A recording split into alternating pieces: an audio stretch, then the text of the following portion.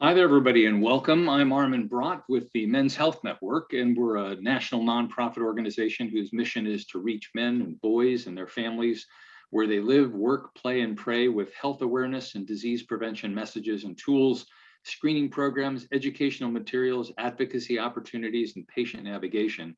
And today's webinar, which is on prostate cancer, breast cancer, and the patient experience, is part of our efforts. Before we get started, I want to give some general shout outs and thank yous. Thanks to the Congressional Men's Health Caucus for making the event possible today. And also want to thank the following organizations: the National Cancer Institute Center for Cancer Research, the CDC Division of Cancer Prevention and Control, American Urological Association, Breast Cancer Portrait Project, Fans for the Cure, HealthyWomen, and Zero, the End of Prostate Cancer. As some of you may know, today is the last day of Prostate Cancer Awareness Month, and it's Breast Cancer Awareness Month starts tomorrow on October 1st.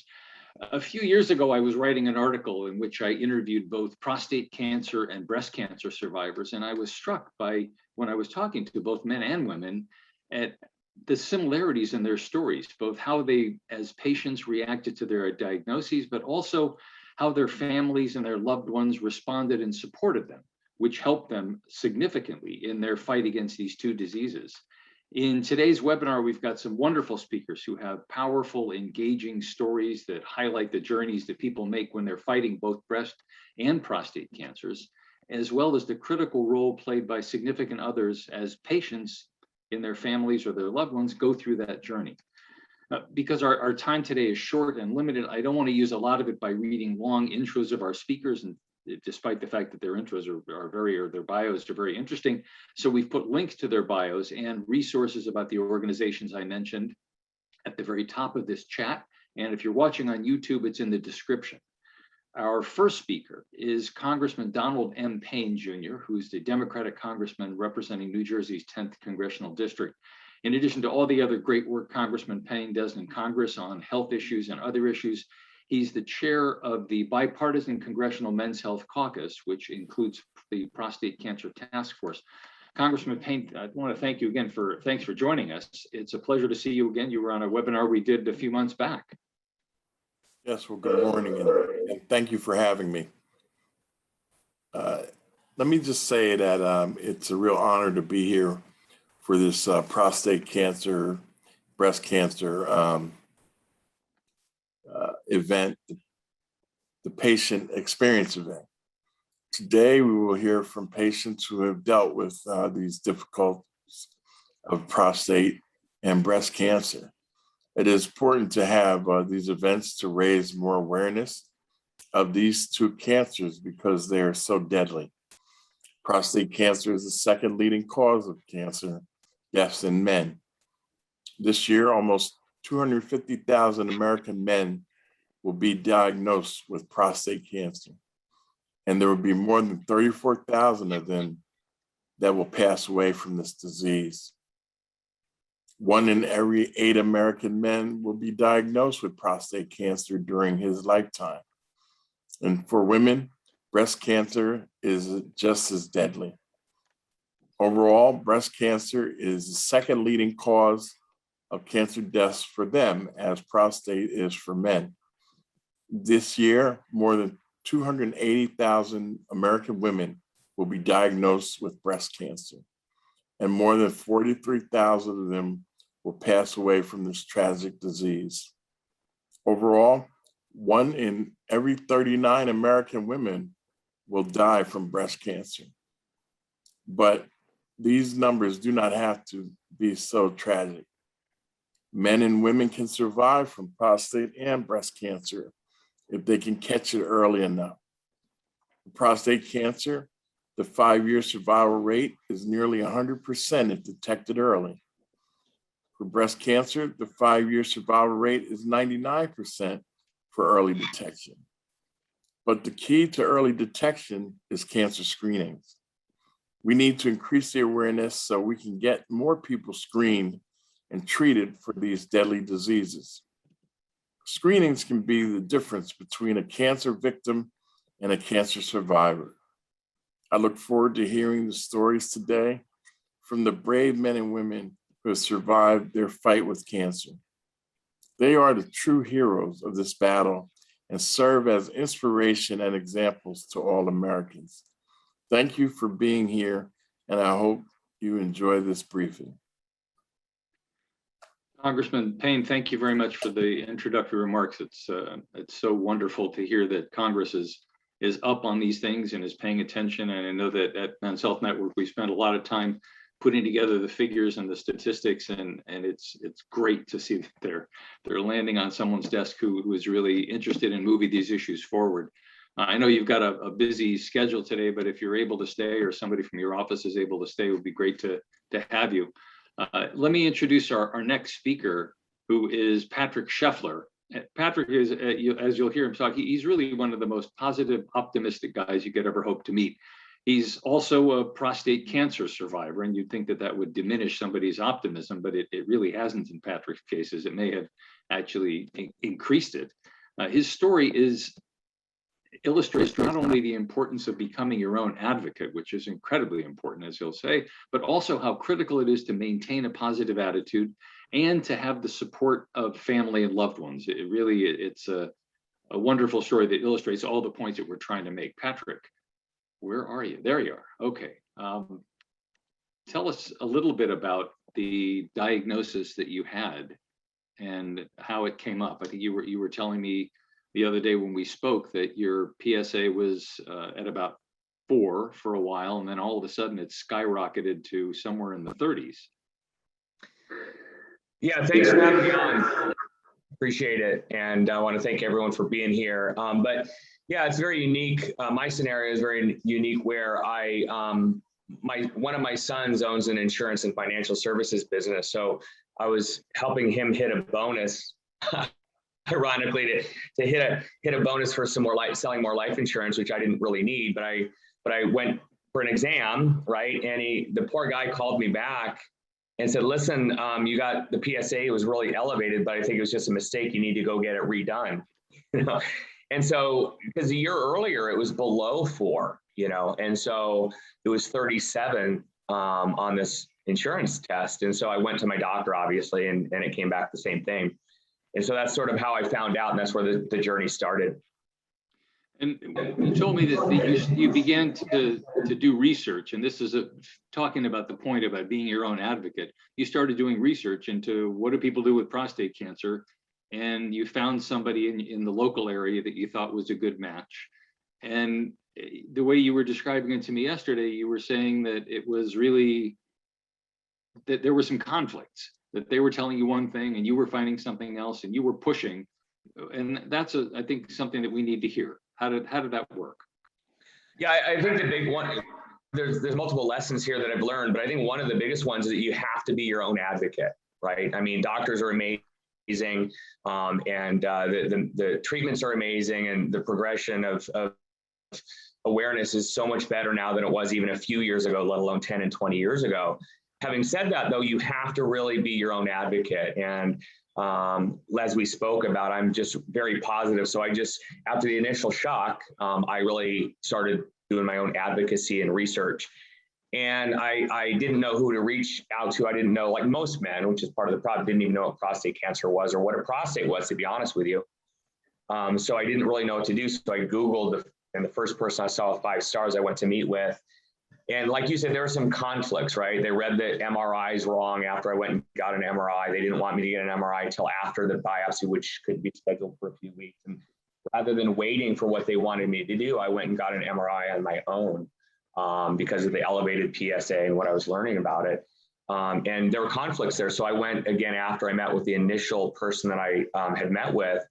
And I went everywhere. I talked to MD Anderson. I've got a friend who's a judge who used the Mayo Clinic, had surgery there. Talked to him and his doctor. I went to USC. I looked all over the place, and lo and behold, I was very blessed and lucky that there was a clinical trial that my now personal oncologist co-wrote while at MD Anderson. While she was at Dana-Farber. So the timing was really perfect, but the short of a long stories I got on this clinical trial that was amazing.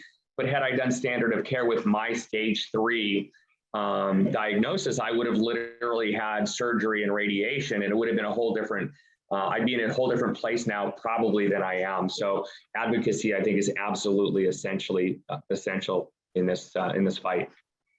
But this is, again, for everybody who's listening, it's important to understand that you didn't do all this on your own, right? I mean, you didn't just drop into a clinical trial all by yourself, and you had people that you were talking to help you make sense of the information that you're getting and being bombarded with all sorts of stuff. How did that work? What were the conversations like with your family? So, it's amazing because, again, I'm just a very blessed person, and my family is sort of the heart of that whole, the support universe. And I think that is very important. I think that women have done a really good job with breast cancer awareness because they generally like to talk about things where men generally don't. And I think that it's very important that men, sort of talk about this kind of stuff. But again, for me, it was easy because I've got the kind of family that's super supportive. And so, it's the center of that universe. And from that, I started talking to other people. And, what happened was that, again, a long story short, we're limited on time here. My family put together an amazing event, a surprise to me. My daughter and my wife put together a secret Facebook group where on one day in the middle of summer, we were playing Dad years ago. My son's now playing it with me. They were all wearing these T-shirts that says Sheffler strong on the back and positive vibes on the front. And we went to a local lunch place after the game, and they said, open up Facebook. And literally thousands of people from all over the world were wearing these shirts and making these comments about supporting me. And so that's completely, I think it's super important that you have support around you. And Zero Prostate Cancer, we did a couple of walks and raised money for them. And they were just, again, it's just that whole community in terms of helping support. And I think that's a huge part of this is a positive mindset and surrounding yourself with positive people and having support around you and being open about it. One of the things I mentioned the article that I did a couple of years ago about breast cancer and prostate cancer. And what I heard from both men and women was that when the doctor said the word cancer to them, they stopped listening. They basically didn't hear anything after that. And so it was so important to have somebody with them who could take notes and could help them to think a little bit more clearly through these things. You told me that you had a sense that you had cancer before you actually heard the word, but what was it like to actually get the diagnosis? Well, that's a great point. And so, like I said, I think mine was a little different in that I was super proactive. So through the MRI and talking to the person that took the MRI and the radiologist and these other people, I sort of surmised that I had cancer before I was ever told. But having said that, though, you're completely right. So when I went to the appointments after, I was in shock and trying to figure out what to do, my wife, Karen, we'd leave the appointment and I'd say, what did they say? And she was there for me to be able to literally write down and remember exactly what it was that they talked about, because especially early on, right, you become a pro at it with experience like anything else. But early on, I'd go to these appointments and I'd leave and say, what did they just say? After 20 minutes consulting. And so, again, I think that it's just paramount that you have support from all the way through this thing. And so for me, it was support in all different directions, including and especially, with my wife being there for me 24/7, literally through the entire thing. And if she wasn't, I wouldn't have known I would have lost 2/3 of what they told me early on, especially. One of the things I've wondered about this a lot, I've been fortunate enough not to have dealt with prostate cancer on my own. My dad had it and is fortunately alive and well. But the fact is, as Congressman Payne mentioned in his remarks, a lot of people die from prostate cancer and a lot of people die from breast cancer. And so you can be optimistic about it and your family can be optimistic about it and have positive vibes. But at some point, you've got to face the reality, right? That there is a chance that this could go wrong. How do you deal with that? Yeah, that's exactly right. And I don't think that positive vibes and positive energy and looking at things in it from a positive perspective means not being realistic, right? So I think that coincides with being very proactive and your own advocate, because you really have to, while being positive, also do what you need to do in order to, sort of beat the beast, if you will. whether it's breast cancer or prostate cancer or any cancer that you're going through. And so you're right. And I think part of being realistic is being proactive and educating yourself and being involved and looking at all your options and keeping up to date on things and watching things like what we're doing right now and being involved in them, because it's an evolution. There's always new treatments, and there's always evolution inside of the space. So I think being positive is amazing, and it's part of it, but it's just one piece of it. It's not going to cure you, but it's going to help you along the way in terms of your mindset. But you're right, you have to be totally realistic with it at the same time, and prepare as you go along. So what are you and your family doing as you move forward with your journey?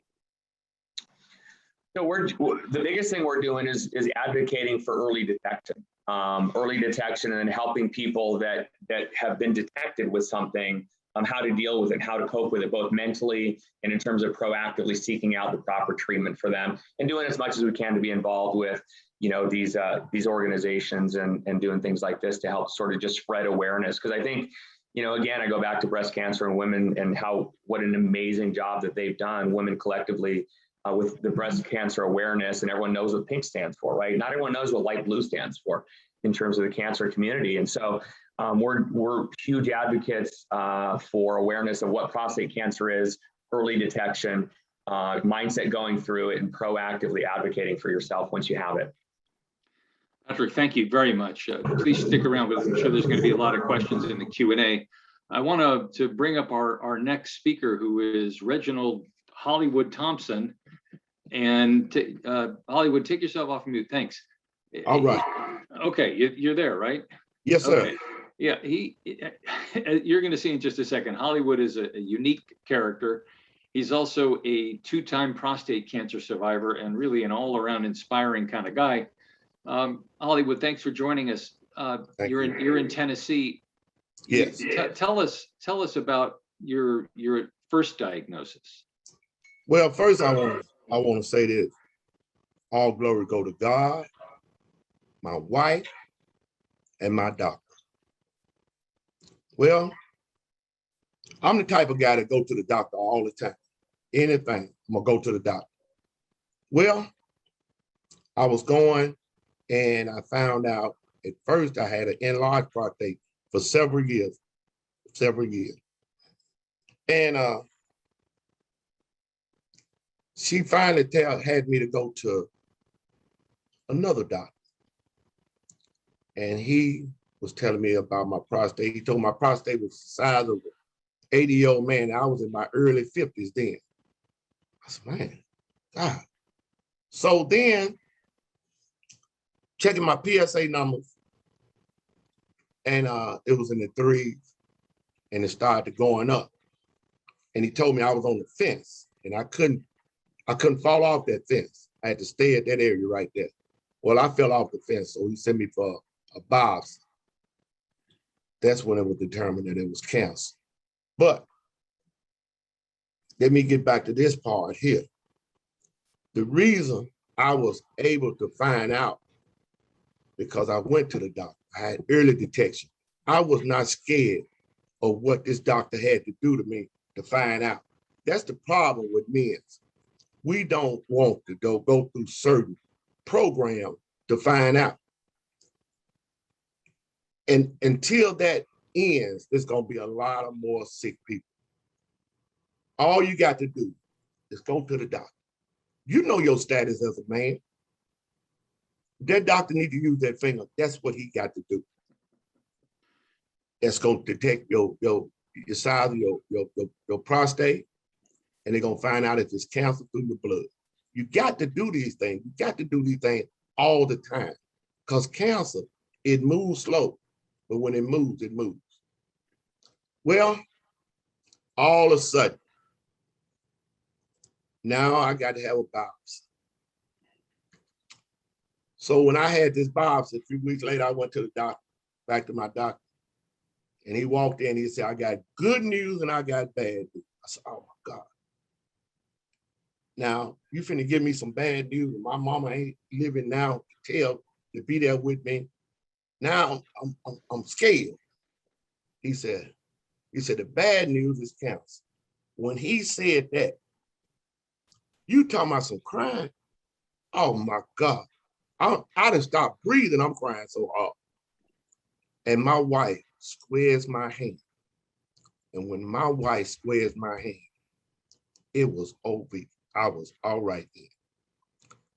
Well, I discussed the different treatments I could have, this and that. And I asked him, which one would he do?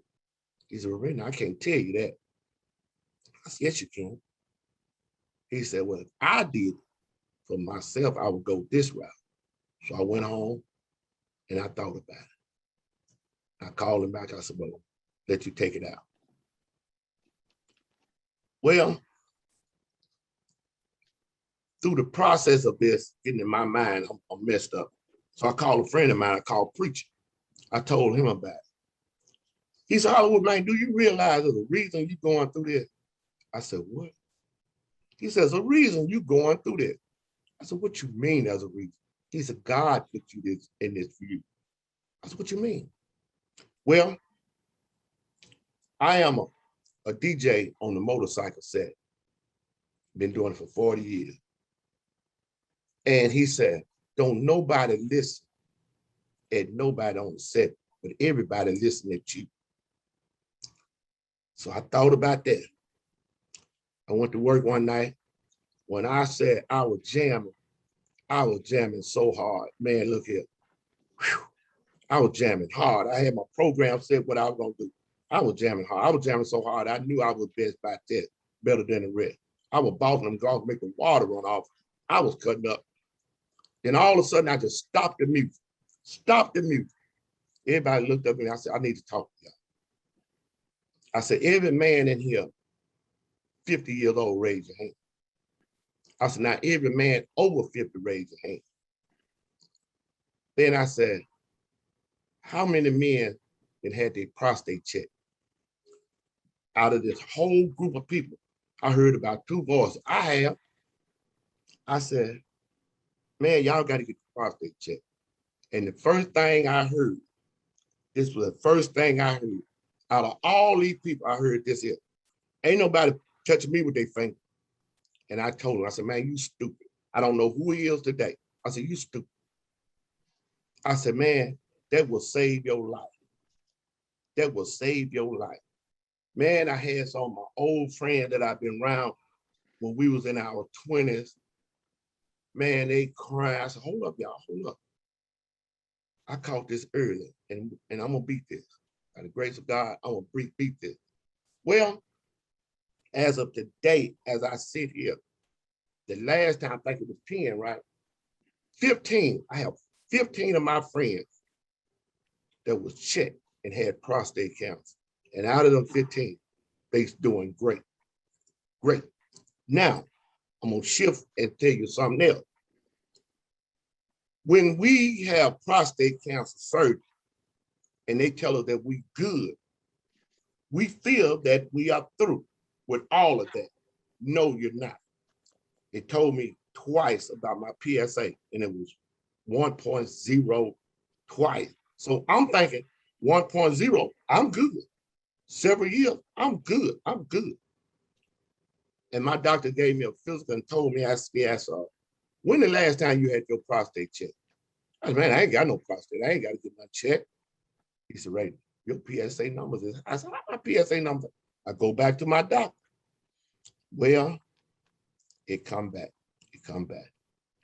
I took treatment for 7 weeks, 5 days a week. I'm second time, cancer free, praise God. But men, you got to wake up. Yeah. And sometimes we as men need a little push. So if there's any ladies out there listening at this, listening, sometimes we as men need a push. And that push is our better half. Ladies. Hollywood, I often, you're absolutely right about everything that you're saying. I'm just listening to so closely. There are a couple things I just want to mention as long as you're giving people positive messages. You were saying men over 50, but for Black men in particular, over 40, they really need to be checked, because Black men have got worse outcomes for prostate cancer than other racial groups, is one thing. And also just the importance of the family. You mentioned your wife being there for you and supporting you. Is that something that you said you had 15 friends who had prostate cancer also? Are they also telling you that they're getting support from family? Yes, yes. You know, and you know, they, you know, these friends of mine, you know, they telling me about how they wipe this and how they wipe that, and how they, you know. But now I'm gonna tell you something. I've experienced, there was only one, that him and his wife is now divorced because of this. Well, that should have, that right there let you know, right there, this was not the woman for you. But by the grace of God, I was in his corner, other friends was in his corner, he had sisters in his corner. So, you know, everything worked out real good. But like I say, man, and it's just like with me, with my job, I'm gonna tell y'all this story. You know, I am a salesman for home juice. I sell Mr. Pure juice, Fago juice, and Ripid energy drinks. So I'm a salesman. I'm in different locations all the time. Well, the question was asked to me, do you think it's appropriate for you to have all that hair on your face and a sales? I said, y'all don't pay me to sell hair. Y'all pay me to sell juice. So they kept on. I told them there's a reason. This is not a fashion statement. There's a reason for my beard. My beard is on my face for those who have lost the struggle and those who are still in the struggle of prostate cancer. And the guy that said something to me about that said, well, let it grow to the ground, because my daddy died with prostate cancer. So, you know, I got a lot of positive stuff I can talk about. And then you know, I got a lot of negative. And I hope I don't take too much of your time. But well, I just, you know, I just want to make sure, I want to get back to you, but I want to go to our next speaker though, but please stay around, because I'm sure there's going to be a lot of people are going to have questions for you. I'll have questions for you too, but I just want to make sure we can get, because Dr. Dahut is going to be joining us. So thank you so much. I just, what a story.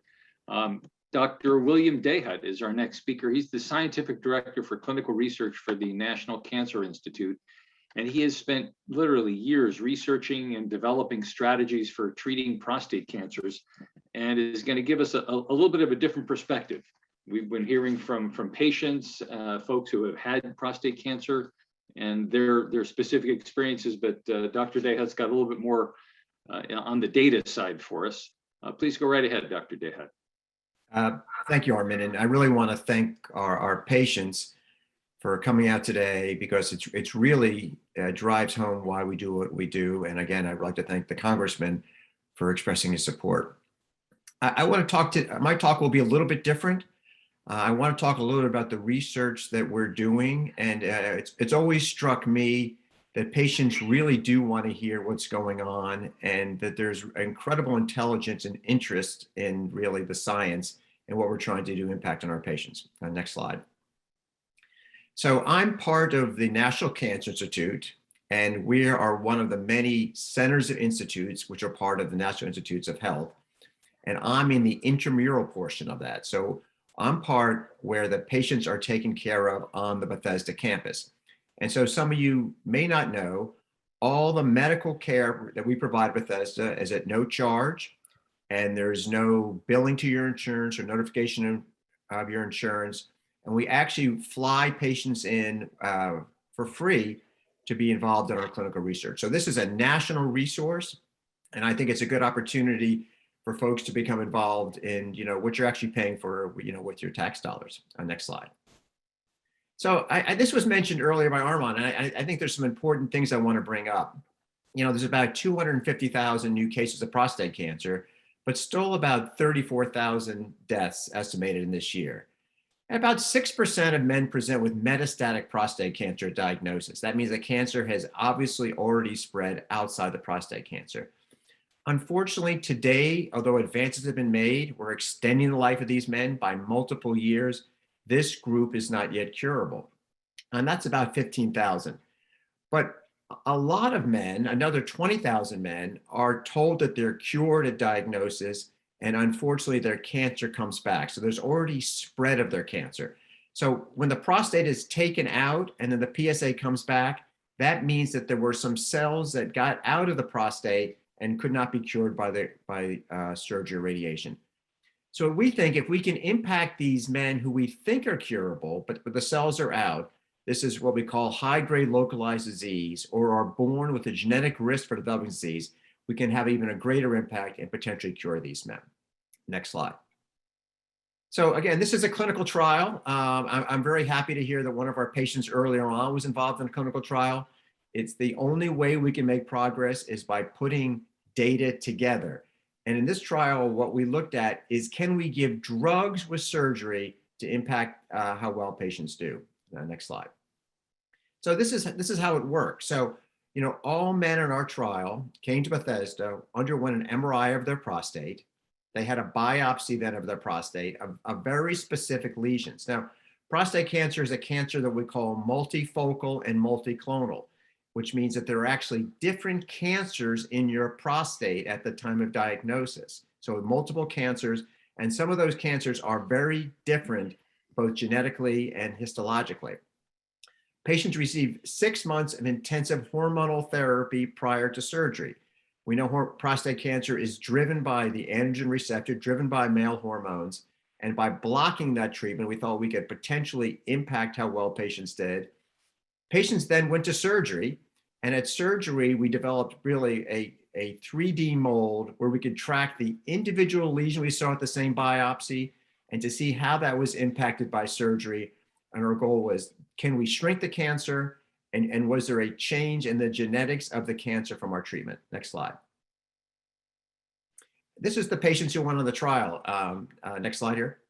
What you'll see is this is patients with very high risk, high grade disease. The patients are relatively young. They were 61.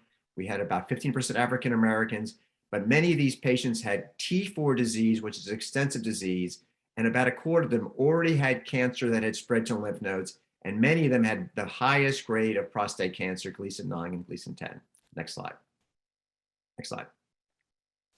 So this is a picture of an MRI of a very large tumor in the prostate. You know, most of the time when we see prostate cancer tumors on the MRI, they'll only maybe be a centimeter or so. This was almost 4 centimeters in the prostate, which you can see by the arrow is the full length of it. Now, not only do we do pictures of the prostate, but we see how well there's diffusion of prostate cancer. When there are more cancer cells there, we see more diffusion of water through the prostate cancer, and that's what some of these other images is. After the 6 months of treatment, the tumor did get smaller, not as small as we would have liked it. This is one example, and the prostate got smaller. Next slide. So what we have found from our work and others, if you can almost eliminate all the prostate cancer with the drugs, so what we call an exceptional responder, the chance of your prostate coming back is much, much smaller, you know, nearing zero, not quite zero. And you can see in the 2 pictures earlier on, you know, you can see the high density of cells, the high color, and then after the treatment, there's almost no cancer left, a few cells. So in some patients, we had dramatic shrinkage and really essentially near elimination of the cancer. Next slide. And we also found out that if you had a lot of cancer at your first MRI, you were much more likely to have no cancer afterwards. So this is what some of the people were talking about earlier on. We see patients early on with small amounts of cancer that was highly predictive of having no cancer. And again, that's predictive of having a very good response afterwards. Next slide. And we found that certain biologic markers were actually important. And that's why the science is so important. We found these markers called P10 or ERG fusion. If you had those, particularly both of those, despite the size of your cancer, despite what we thought would work, your cancer was much more likely to still be present afterwards. And that's what this INR is called, an incomplete response. If you didn't have those, you were much more likely to have a complete resolution, exceptional response of your tumor. So looking at the biology of your cancer is real important, not just the size. Next slide. So, but I think this is an important factor. You know, you have different prostate cancers in your prostate biopsies. Here's one patient. This is one of the multiple biopsies you have. Right next to each other, you see 2 different looking cancers. You can see the pictures. And you know, our questions, would they be different pathology? Would they have different imaging? Are genomics different? And should we treat them differently? Next slide.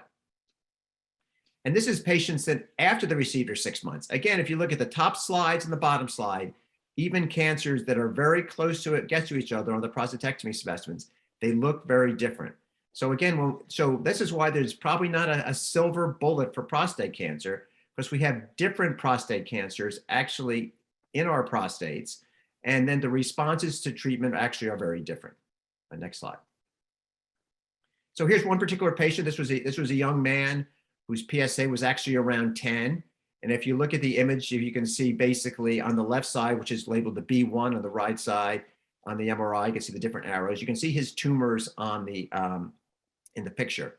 And if you look at basically, you can see the very difference on our staining, the B1 versus the B2 versus B3.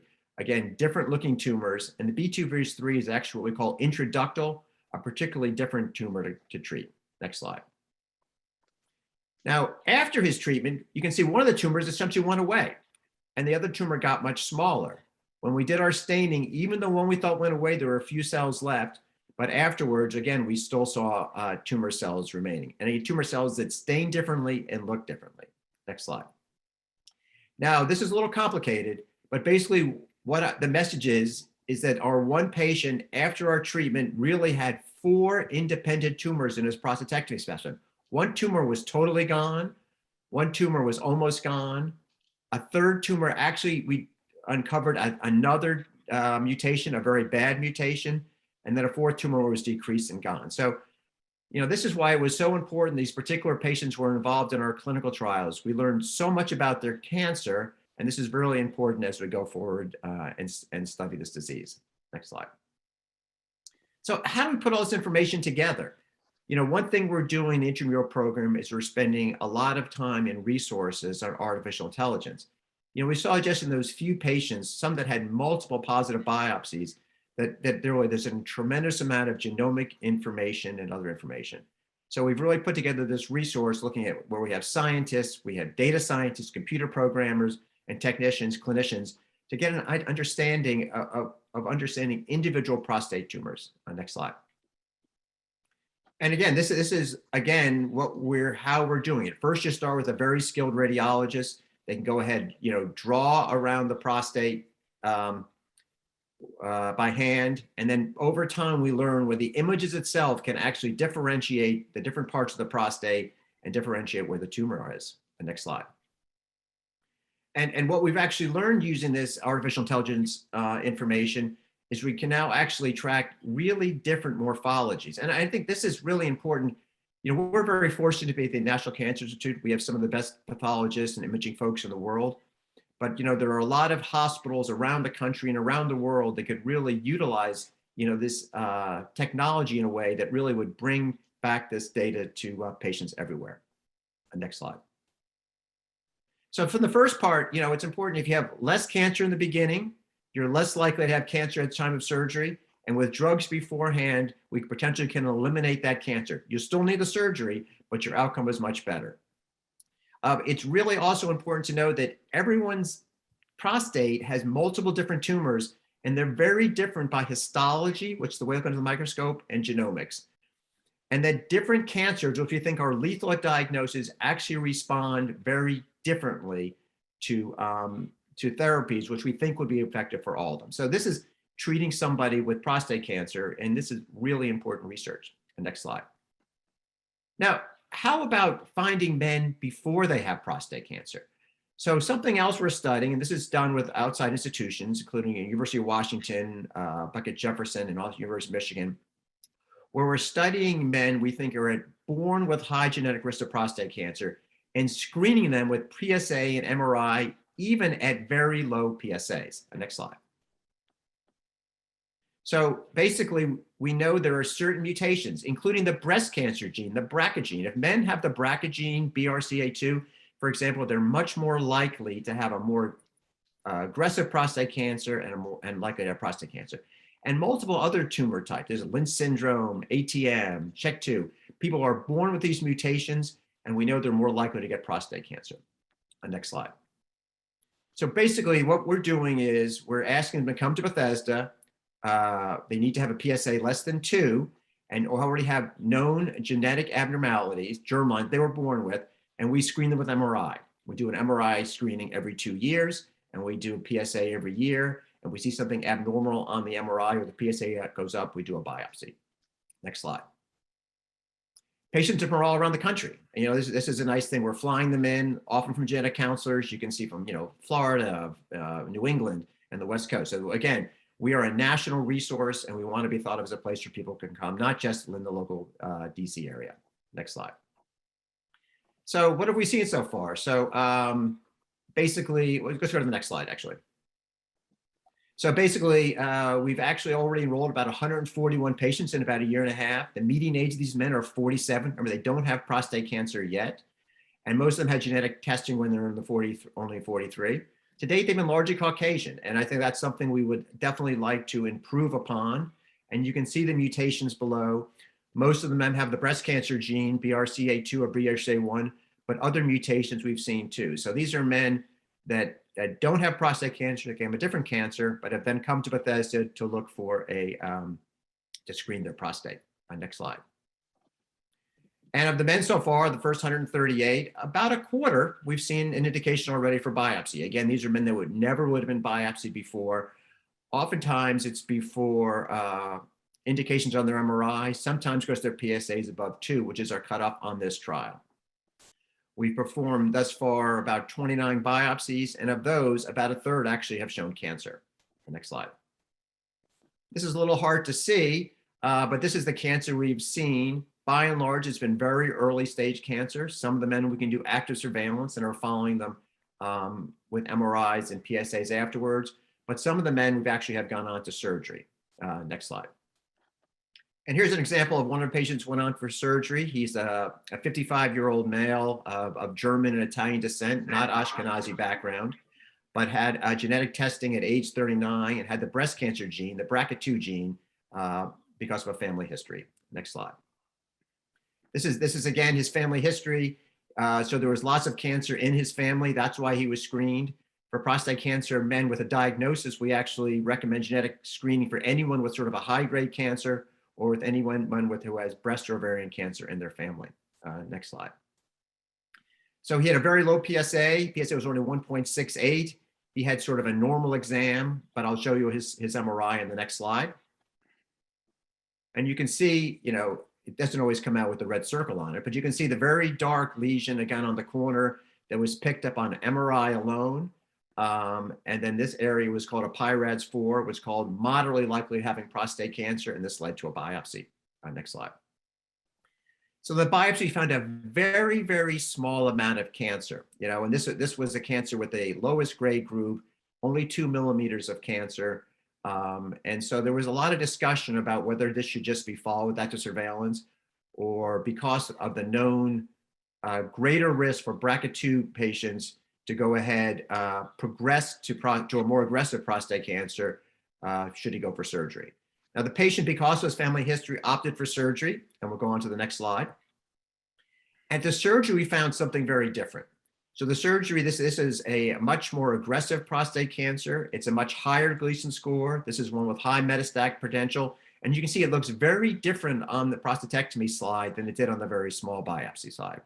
The patient had his prostate removed. He's doing very well clinically. And again, this is only one case, but again, this is somebody who never would have had any workup at all based on his PSA if it wasn't for his known BRCA mutation in his screening. Next slide. So conclusions, we don't yet have evidence-based strategies to screen men that are high risk. We're trying to get information about this. Can we follow them? Can we get outside genomics?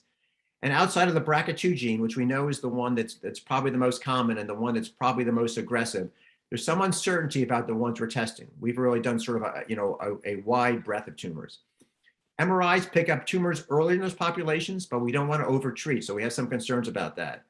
And our trial begins to gather useful information. We are really grateful to the subjects of the trial because without them, we would not really be able to make any meaningful progress. So next slide. So these are the people all who do all the work, as they say. I just showed the acknowledgement up here. It'll be on the video, so I want to thank them. And I think we'll go ahead and next slide. And I'll happy to answer questions sort of either now, or we can go ahead and do those, at the end of the talk. I'll leave that up to the moderator. So thank you. Yeah, let's hold off on the questions until later. So I just want to encourage people, like we've already started to get quite a few questions in the Q&A and in the chat.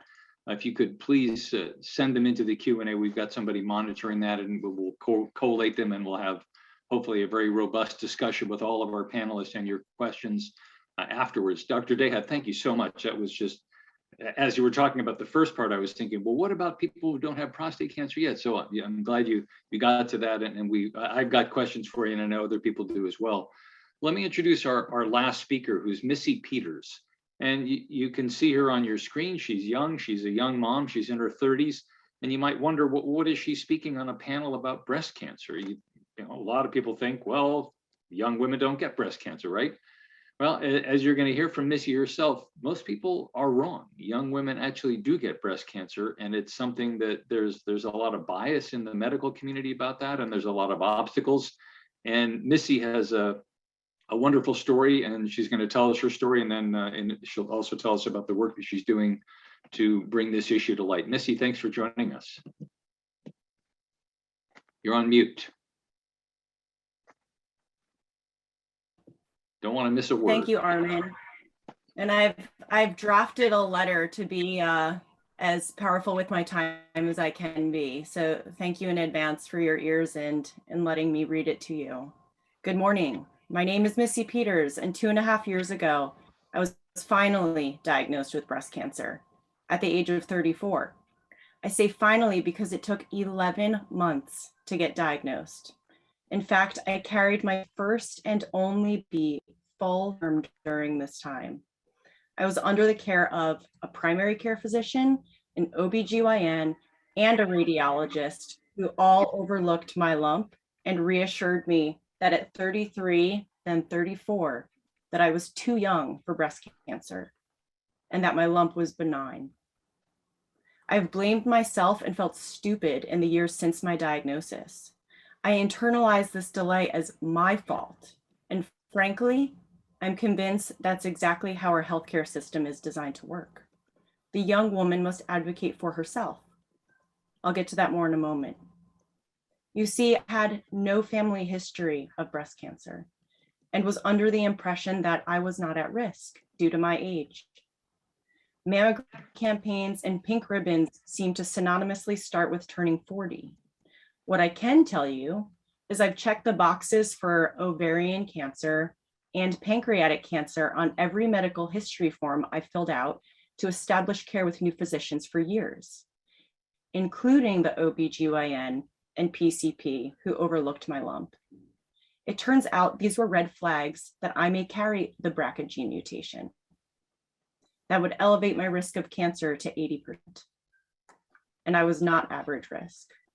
But as far as I'm concerned, no one ever looked at my medical history forms because I found out I carried BRCA1 gene mutation a week after giving birth to my daughter and a week and a half after my cancer diagnosis.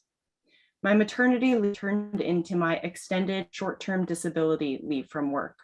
I went from delivering a baby into clinically induced menopause within 2 weeks. Hey, here's a silver lining. Dads can feed formula-fed babies so moms in chemo can get sleep. My life was flipped and the anger towards our medical system was slowly surfacing. How did I slip through the cracks? How did it take 11 months to get diagnosed? Why was I reassured I had nothing to worry about and that I was too young? Why didn't my OBGYN never touch my boobs? Isn't that her job? Sadly, I've learned that it's not her job. As ACOG ACS have backed off of clinical and breast self-exams, they unfortunately, in my strong opinion, have not backfilled the conversation with anything. I've done my research. In July of 2017, ACOG released a bulletin updating former guidelines to endorse breast awareness instead of clinical and self-exams. They wrote, and I quote, "Women should be educated about the signs and symptoms of breast cancer and advised to notify their healthcare provider if they notice a change, such as a pain, a mass, a new onset of nipple discharge, redness in their breasts," end quote. This leaves me to ask the question, who is teaching us breast awareness? It's great to write this, but if nobody is teaching us breast awareness and we no longer endorse breast exams, then who is looking at us? My strong opinion, nobody. While in treatment and still receiving disability to heal from my bilateral mastectomies, I started the Breast Cancer Portrait Project, a 501c3 to raise awareness that young women get breast cancer too. I thought to myself, if I had just heard of one woman diagnosed with breast cancer before 40, I may have urged physicians to help me to get diagnosed sooner. I would have advocated for myself instead of trusting them because I was too young, which is exactly how our medical system is designed to work. Remember that moment I put on hold a second ago? Our medical system puts the responsibility back on the young woman, but has never educated her on breast health, signs, symptoms, and risks of breast cancer, or in ACOG's own words, breast awareness. Thus, I made it my responsibility to teach others. I never returned to work full-time. Instead, I returned part-time, and I started working for free, photographing and sharing stories of women in the breast cancer community. I wish I could say that they are all survivors, but a number of stories are shared in memoriam, as young women are diseased more deadly and more likely to be diagnosed at later stages than in women over 40. In fact, 50% of the women I have randomly photographed for the Breast Cancer Portrait Project had delayed diagnoses. I will repeat that. 50% of the women I have photographed for the Breast Cancer Portrait Project have delayed diagnoses. This is congruent with Ruddy et al.'s data from 2009 presented at ASCO and cited in the early act. When I looked more closely at my data to see how so many young women could slip through the cracks, I saw obvious trends. I saw that approximately 1/3 of these women had delayed diagnoses because they did not feel that they were at risk and that they were too young, so they did not go to the doctor.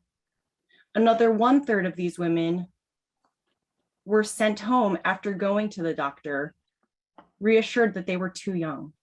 And in the final group of women with delayed diagnoses, an alarming 1/3 of these women dismissed by their radiologists after ultrasound, being reassured that they had a fibroadenoma or a benign mass, just like me. Here's another fact.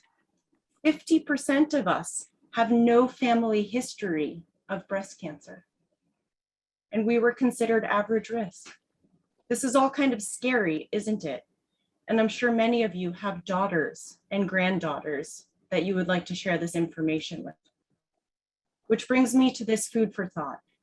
If we know young women are routinely delayed in diagnoses, which they are, then why aren't our physicians holding their word of teaching us breast awareness? Or are they relying on nonprofits such as my own to do so? If so, where's the PSA and funding to support us? Or is that my job too? A high school girl is memorialized in the Breast Cancer Portrait Project through her older sister who shared her story. Andy passed away at 16 years old of metastatic disease. She had no family history of breast cancer.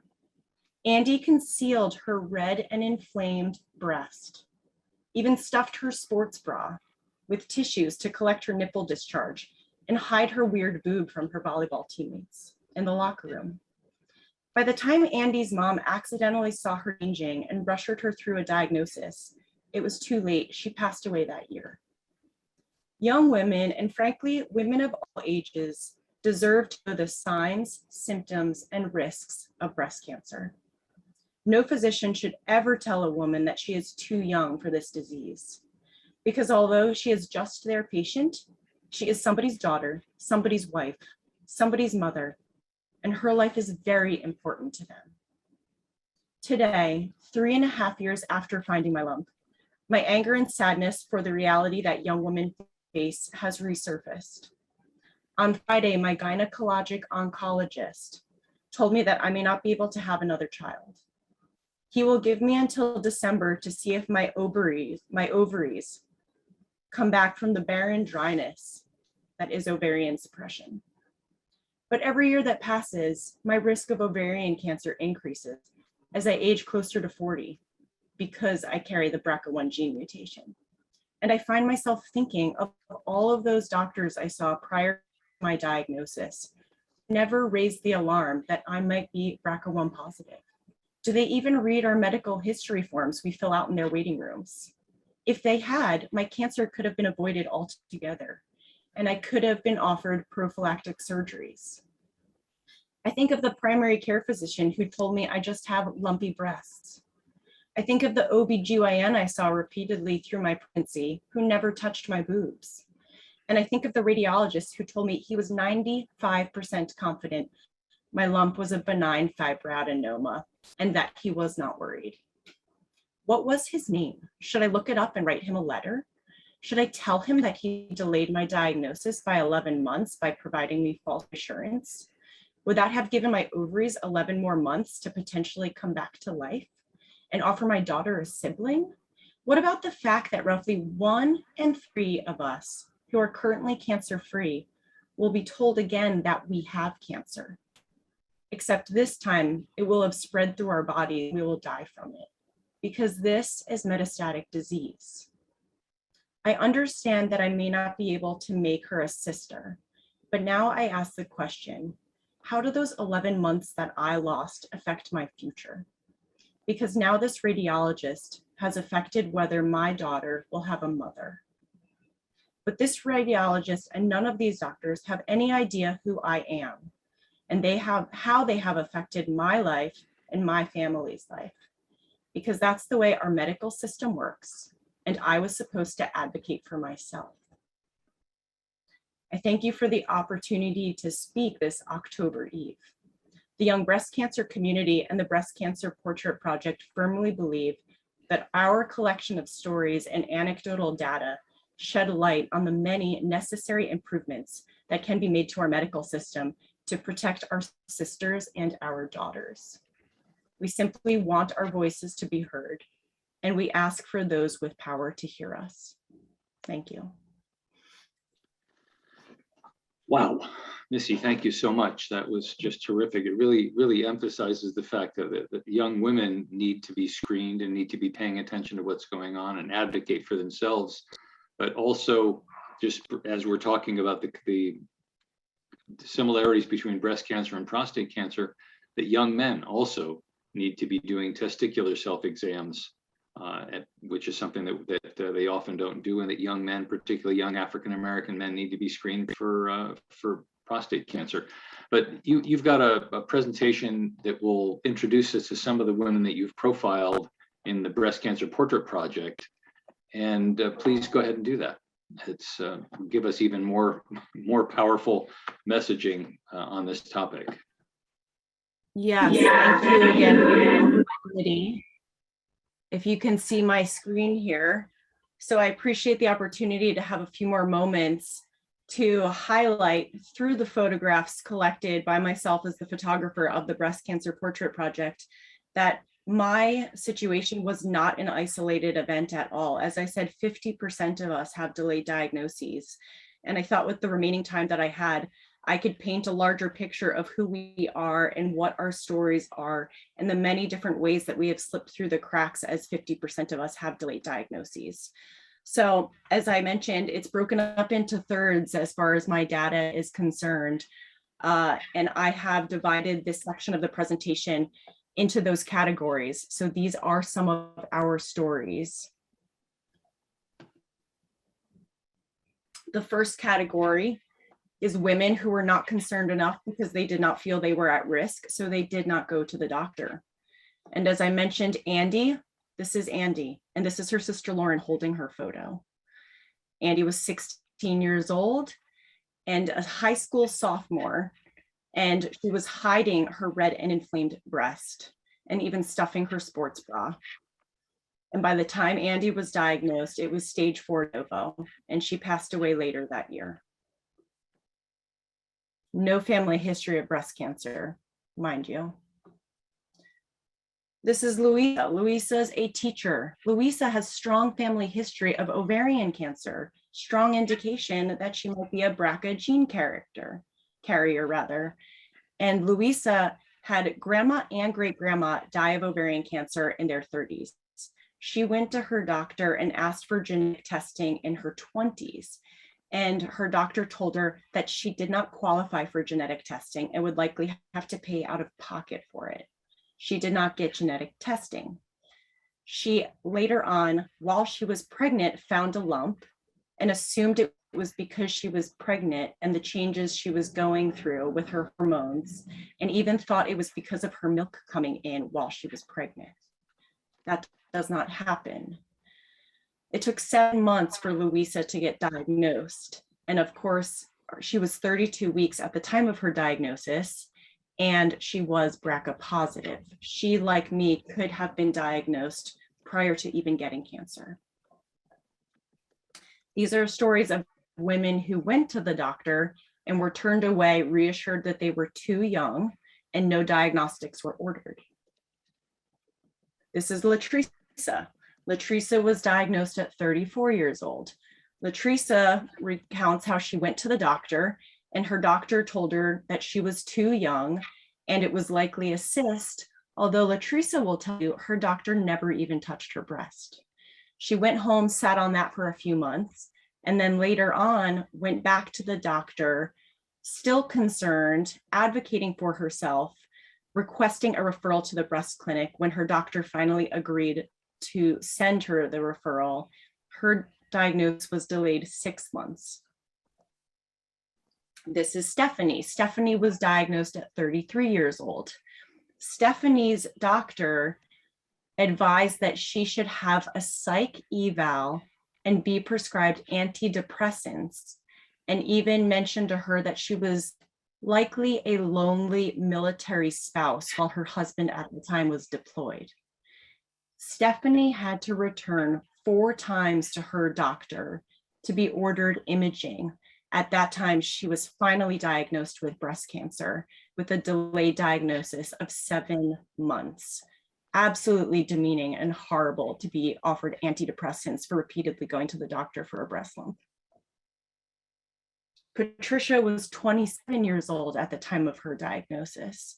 Patricia is an ICU nurse, and when she went to her OBGYN, both she, educated on breast health as a nurse, and her OBGYN thought it was a good sign that she had tenderness and it was likely a cyst. Side note, that's a common misnomer of the many, many stories I have collected through the Breast Cancer Portrait Project. It can present as an ache, it can present as nothing, it can present as a sharp pain. So it was, although a reassurance to them that it was likely a cyst, it was cancer. And it took Patricia 10 months to get diagnosed. She later went to her primary care physician, who immediately was concerned and ordered imaging. These next stories are of women who are misdiagnosed, like me, after going to their doctor and being ordered ultrasound. And all of these women were denied by their radiologist biopsies. Mimi is a mammography technician, and Mimi was eventually diagnosed at 37 years old after an entire year after finding her month of a delayed diagnosis. Mimi asked her radiologist that she works with to look at her lump, and her radiologist told her that she wasn't concerned. She was young, it was likely benign. This is Alexis, diagnosed at 28 years old. Alexis repeatedly went to the doctor about a breast lump, first reassured that it was related to her menstrual cycle. It never went away. Alexis later returned her own accord, requesting imaging.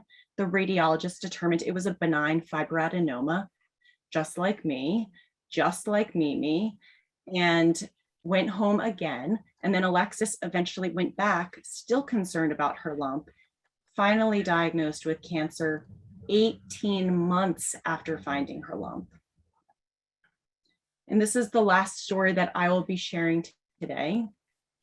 It is of Jen in memoriam, shared to her daughter, Maya. Jen was 31 years old when she found a dense area in her breasts. Dense area is a common characteristic of invasive lobular carcinoma, a harder cancer to detect. And she should have immediately been sent for a biopsy because it routinely is not identified due to the nature of it growing in long strands, not in a formal lump. But her doctor felt that she was too young, and Jen left a beautiful blog to share her story in her own words that I pulled this information from. So Jen's OB told her that they'll monitor the dense area, did not do anything. Jen later returned pregnant to the same OB, requesting that attention be drawn to the dense area of her breast because she knew something wasn't right. Her OB sent her for ultrasound, which naturally didn't pick anything up because it was invasive lobular carcinoma, and then suggested, because she was recently pregnant, that they wait until her second trimester to biopsy the area. It was at that time that Jen was eventually diagnosed. I think she went in for mastectomy that following week or 2 weeks later, and they determined through pathology that her cancer was 15 centimeters in length, and she had 22 positive lymph nodes already. Jen's cancer returned metastatic a few years later. And of course, she is not with us today.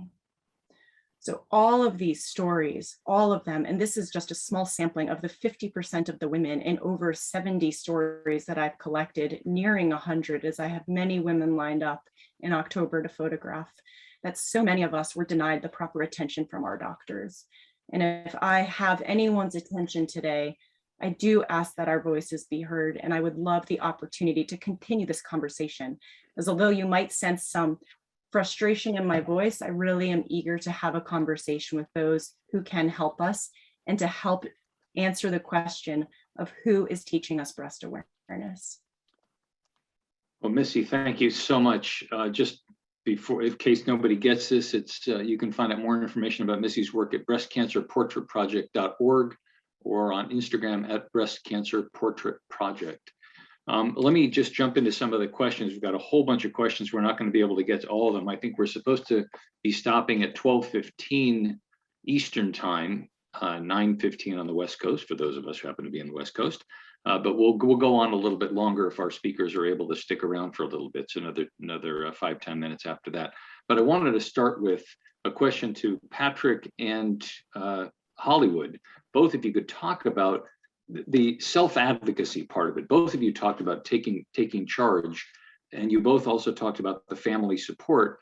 And Hollywood, you were talking about relying on the wife.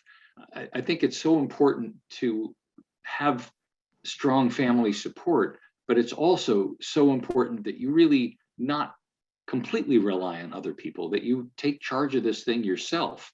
And would you both of you talk a little bit about that for just briefly, so we can get to a lot of our other questions? Yeah. So Missy, thank you. That was super awesome. And it reminded me of a friend of mine with prostate cancer who's in his early 40s, and this sort of similar story happened where he went to his GP and his PSA was over 100, and he was told it's just you're too young to have prostate cancer. It's literally not that, it's something else. So he gave him some medication for infection and went back 3 months later, exact same thing, did and repeated the process. The bottom line, long story short, is he's stage 4 prostate cancer. And I bring it up because that's, to answer your question, that's the advocacy part, right? Don't listen to doctors just because they're doctors necessarily, right? Infuse that with your own instinct, your own knowledge, your own new research, and really assume that whatever you're learning is not necessarily correct until you've verified it. So again, Missy, I really appreciate that and all you're doing. And I love what you read. But yeah, the advocacy is obviously super important in every type of cancer, from the point that you may be diagnosed or misdiagnosed all the way through treatment. It's paramount. Yeah. What about you, Hollywood? What did you took charge, but you also were relying on your wife?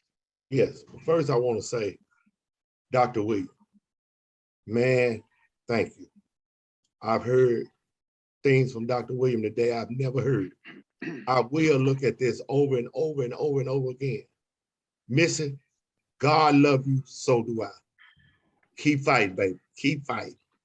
Man, I'm tearing up because of Missy and Doc. But we got to take control.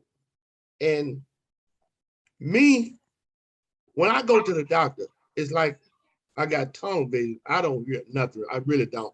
So I have to have somebody with me, y'all, because I just get lost. I mean, as soon as I leave the doctor's office, I don't remember nothing half he said. So I have to have somebody with me. And I have, and when I said my wife, but I got some daughters, and I got one daughter, she take notes, and man, you got to have them positive people around you. But man, I'm telling you, God brought all of y'all in my life today. And that Dr. William, man, oh man, you were super great. And Miss, I hate you went through this, but it was for a reason also, baby. But men, ladies, let's take control and help fix this. All these stories we can't keep them within ourselves. We got to tell them, y'all. We got to tell them. I mean, I guess there's some people looking at me now, all this biker crying, this tear. Hey man, I'm just that kind of guy, but we have to take control. But I want to say this. I had some bad experience in my surgeries too, y'all. And I had a bad leakage problem. And I wasn't riding my motorcycle. I wouldn't go off to work. I wouldn't do nothing. I just sit in that house. And my wife walked in that house with 2 bags. And in that bag was the pins. And told me, and now get out of this house. That's but I got the leakage fixed, through another doctor, which I have inside of me called a sphincter. And I'm pretty sure Dr. William, y'all know what I'm talking about. I have a sphincter. And I think I'm close to my time to go get it checked again because it's weakening up. So, but yeah.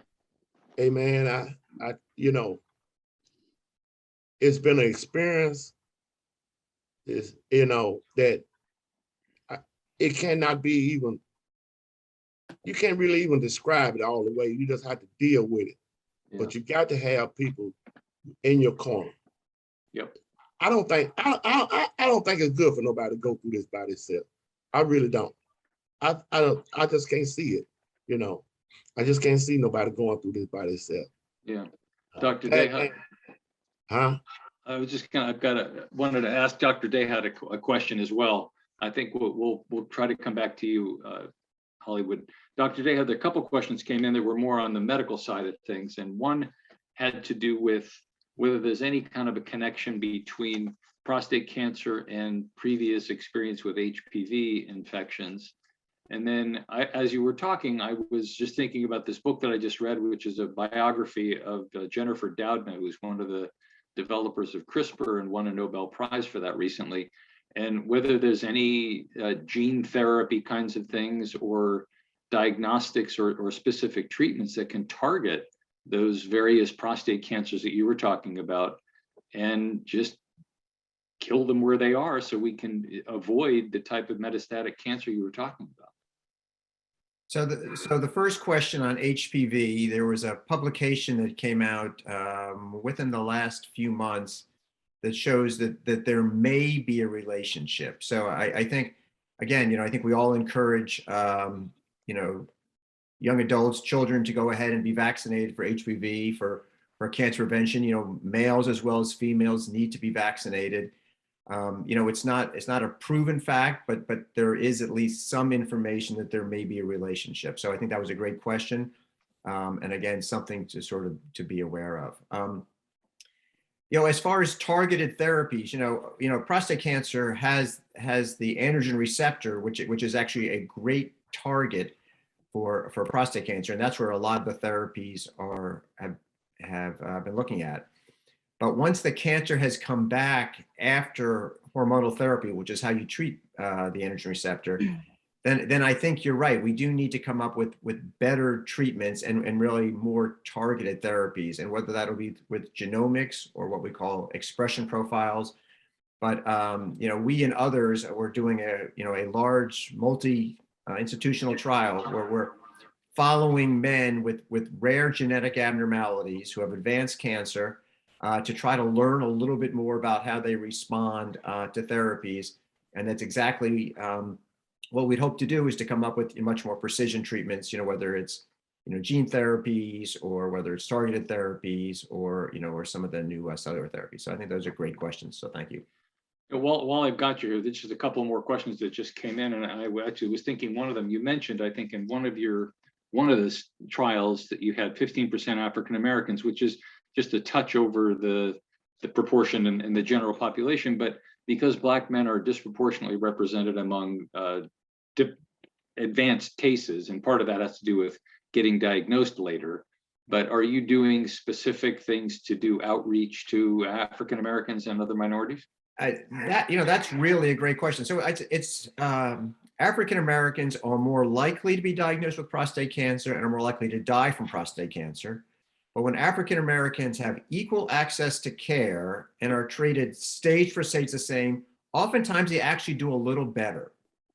But the biology of the cancer is different. So there's different things we think about, where outcomes, who lives longer, who's more likely to get cancer, and the biology, the genetics of the cancer appear to be different in men who self-declare themselves as African American. And again, stage for stage with equal access of care, the outcomes are actually maybe even a little bit better. We have actually put together recently at the Center for Cancer Research, which is the intramural part of the NCI, a working group to really focus on our outreach efforts. We actually had some of our meetings earlier today. We have someone who was formerly on the faculty at Howard University who did outreach. We've put together social workers, we've put together nurse navigators to see what we can do as far as forming partnerships with other institutions or the organizations to increase the percentage of those from underrepresented groups on our trials. Because we may think we know what the barriers are, maybe historical issues, it may be financial issues, it may be education, but we need more information, and we really want to be able to do this better. As I mentioned earlier, we don't charge our patients. We can bring patients in without a cost. So there's really no excuse for us not having really a wide and diverse patient population. So that's a great question. It's something we obviously need to do better on. Missy, I've got a question for you, if you're still there. A couple of questions, actually, two things. One, as we talked about on the phone the other day, had a wonderful conversation. I'm so glad you were able to do that. But and you talked about this in your letter, the difference between breast awareness and self-exams, and how the task forces that have been out there that we can talk about in some detail later on, it's too detailed to get into right now, have recommended actually against standard preventive breast exams. And so talk about that when dealing with trying to help women diagnose themselves without when they're being told that they shouldn't actually do a breast self-exam. Yeah, Armin, thank you again for the opportunity to speak to that point, because it is an incredible point of contention within the young survivor community, and I feel confident to say the breast community at large. But I've read the research myself, and I understand why ACS and ACOG have backed off of breast self-exams, as the study shows, the peer-reviewed research shows that mortality rates did not decrease for men who were educated to perform breast self-exams. So in my own words, to paraphrase, we as our institutions, ACOG, ACS, et cetera, found that why should we invest in these campaigns if it didn't even reduce mortality rates? Moving on from that, as I said in my letter, and would love to put in own words again right now to draw greater attention to it, that they, in backing off of breast self-exams and clinical breast exams, forward their 2017 bulletin that they now endorse breast awareness. Just like me, I found my lump accidentally. I was shaving my armpit in the shower and my lump was right here, found it accidentally. Breast awareness would be, if you know what your body usually feels like, then you know if a new lump appears or know if a dense area appears because it's part of your body and you should know your body. So the nuances to that conversation are, it takes putting your hands on your body to know what your body feels like, to know you're normal, and to know if something changes. They don't call that a self-exam anymore because it didn't reduce mortality rates. They simply refer to that in the nuanced dialogue, as I said, as breast awareness. But nobody is teaching us breast awareness. And instead, as you saw highlighted in all of my stories, 50% of us have delayed diagnoses because we don't even know that that dense area should have been a huge alarm, that that woman, Jen, should have insisted on a biopsy because we're doctors. And it's really hard to go against doctors.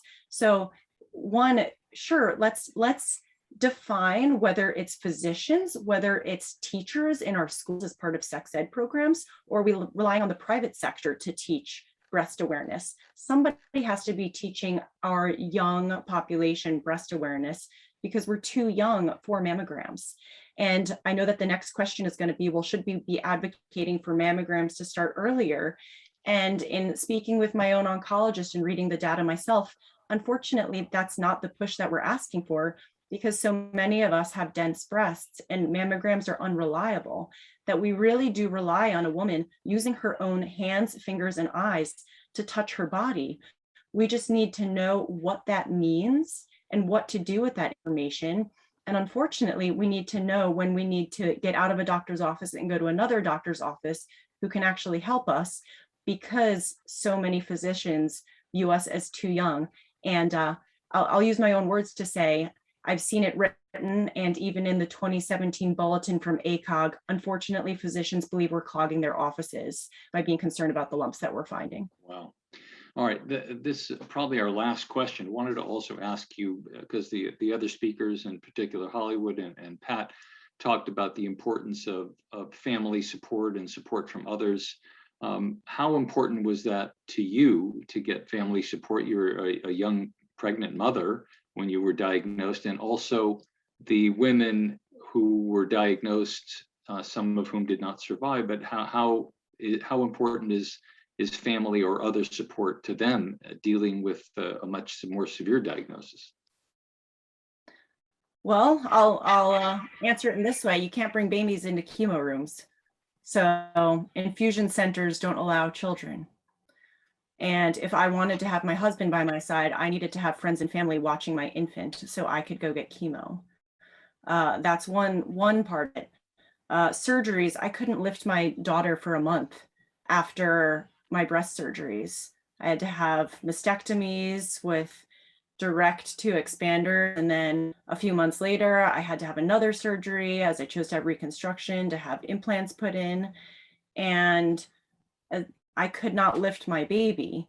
So that's the physical aspect of having family, loved ones, friends at your doorstep to help you with your children. I frequently have interviewed young moms or mothers of young children, and I don't know what's worse, having an infant at home or having a toddler and a 4-year-old running around, or a child that you're trying to drop off at school through all of this. So really, my heart goes out to women of any age, but if your child is at college or is even older, for most women who have breast cancer and their children are grown, that's a totally different state than for the young mom and the young women who are dealing with this, and they are the care providers for the young people in their family. And not to mention the strain it put on my husband to take care of everything that I was not able to on our home front. Well, once again, I want to thank all of our panelists, starting with Congressman Donald Payne, Patrick Sheffler, Reginold Hollywood Thompson, Dr. William Dahut, and of course, Missy Peters, and the many organizations that helped put this together, the Congressional Men's Health Caucus, Men's Health Network, of course, National Cancer Institute, CDC, American Urological Association, the Breast Cancer Portrait Project, Fans for the Cure, Healthy Women, and Zero, the End of Prostate Cancer. As I mentioned earlier at the very beginning, there's a link to the speaker bios and organization websites and other resources in the chat at the very top of the chat, or if you're on YouTube listening to this or watching this. in the description. And please share this link widely so we can get this information out to as many people as possible. As you learned a lot, I learned a tremendous amount today too, and there's information that a lot of other people need to know. There are also a lot of resources at menshealthnetwork.org about breast cancer, about prostate cancer, especially, and other men's health issues. And again, thank you very much. And want to remind everybody, when you're out, wear a mask and get vaccinated if you haven't been. Thank you very much again.